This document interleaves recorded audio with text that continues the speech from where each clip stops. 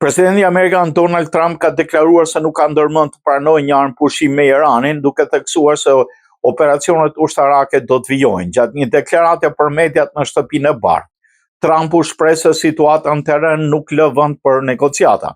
Nuk duhet të bëj armë pushim, nuk bëhet armë pushim, por e zhduk palën tjetër, tha ai. Presidenti Amerikan përdori një gjuhë të ashpër ndaj regjimit iranian, duke cilësuar atë si bandit e njerëz të tmerrshëm, ndërsa shtoi se forcat amerikane po godasin në mënyrën më të fortë të mundshme.